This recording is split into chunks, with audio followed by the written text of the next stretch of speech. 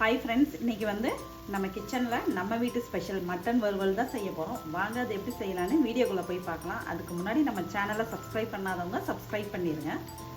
இப்போது நம்ம மட்டன் வறுவல் செய்கிறதுக்காக மட்டனை வேக வைக்க போகிறோம். இப்போ இதில் கொஞ்சமாக மஞ்சத்தூள் சேர்த்து கொஞ்சமாக உப்பு போட்டுக்கிறேன். இஞ்சி பூண்டு பேஸ்ட்டு ஒரு 1/2 டேபிள் ஸ்பூன் சேர்த்துக்கிறேன்.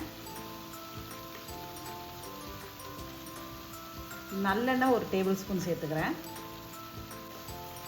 எல்லாத்தையும் சேர்த்து நல்லா கலந்து விட்டு இதில் ஒரு டம்ளர் தண்ணி சேர்த்து கறியை வேக வச்சுருவோம்.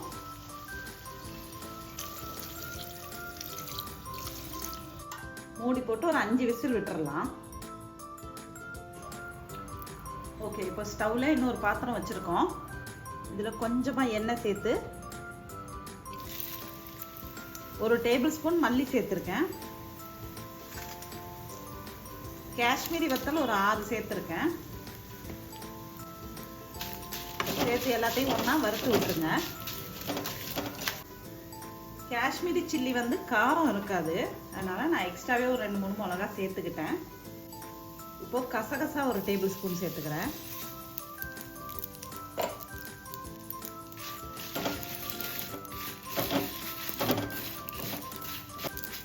ஓகே, இது எல்லாத்தையும் சேர்த்து நம்ம மிக்சியில் போட்டு அரைச்சிடலாம். கொஞ்சம் சின்ன வெங்காயம் எல்லாமே போட்டு அரைச்சிக்க போகிறோம். இப்போ இதை அரைச்சி நம்ம பேஸ்ட்டாக எடுத்துக்கலாம்.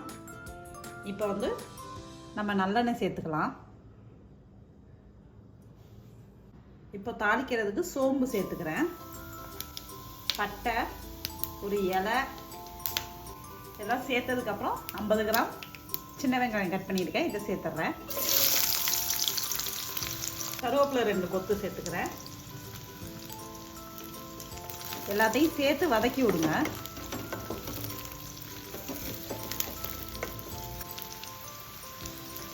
இப்போ வெங்காயம் வதங்கிடுச்சு. ஒரு தக்காளியை கரைச்சி வச்சிருக்கேன், இதை சேர்த்துக்கிறேன்.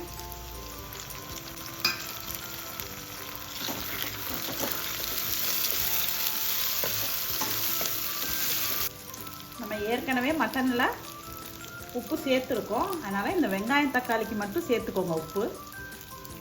அடுத்ததான் மஞ்சத்தூள் சேர்த்துக்கிறேன்.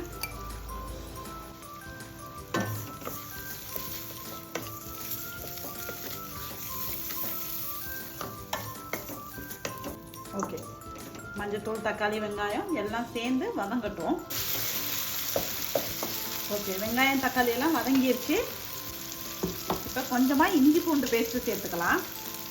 நம்ம ஏற்கனவே மட்டனில் வேற இஞ்சி பூண்டு பேஸ்ட் போட்டிருக்கோம், அதனால் இதில் கொஞ்சமாக போட்டுக்கிறேன்.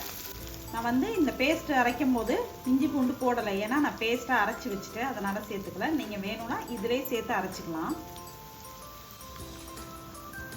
இப்போ இந்த பேஸ்ட்டை சேர்த்துடலாம்.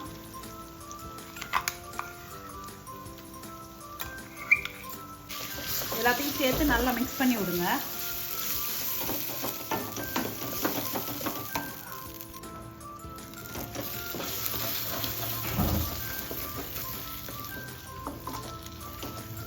மசாலா போட்டு நல்லா மிக்ஸ் பண்ணி விட்டு அப்புறம் நம்ம வீட்டில் இருக்கிற குழம்பு மசாலாவை கொஞ்சம் போட்டுக்கலாம்.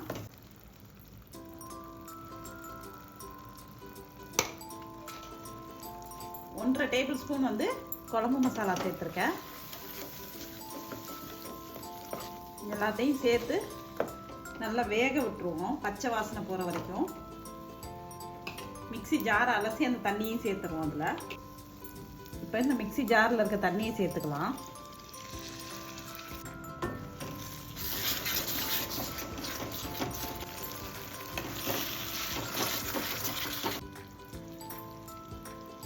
இப்போ வேக வச்ச மட்டனை சேர்த்துக்கிறேன்.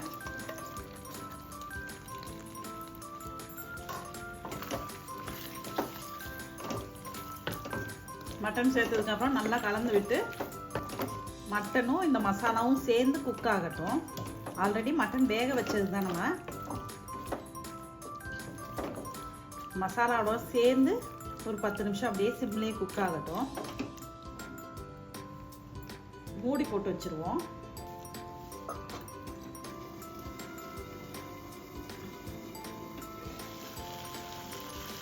மூடி எடுத்ததுக்கப்புறம் இப்போ தண்ணி சேர்த்துக்கலாம்.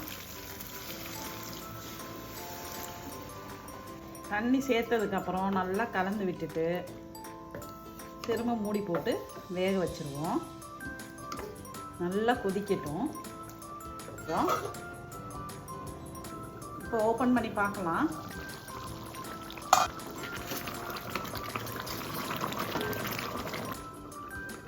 இப்போ நான் வேறு பாத்திரம் வச்சுட்டேன் ஸ்டவ்வில். இந்த பாத்திரம் வந்து அடி கனமாக இருக்கும், அதனால் ஹை ஃப்ளேமில் வச்சு இதை குக் பண்ண விடுறதுக்கு ஈஸியாக இருக்குது. இது இண்டோலியம், அது வந்து சில்வர், அதனால் அடி பிடிக்கிற மாதிரி இருக்குது. ஸோ மாற்றிட்டேன் பாத்திரத்தை. பாத்திரம் ஃபுல்லாக நல்லா தெரிச்சிருக்குது. இப்போ நம்ம ஓப்பன் பண்ணி பார்க்கலாம். தண்ணியெல்லாம் பாருங்கள் ஃபுல்லாக ட்ரை ஆயிடுச்சு. இன்னும் கொஞ்சம் ட்ரை ஆகட்டும்.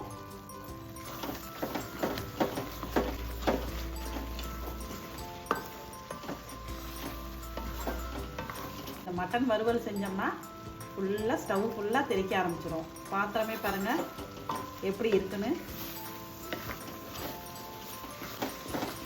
இது இன்னும் நல்லா சுருள அப்படியே வதங்கட்டும். கைவிடாமல் மிக்ஸ் பண்ணிக்கிட்டே இருக்கணும். அப்போ தான் அடியில் பிடிக்காமல் இருக்கும்.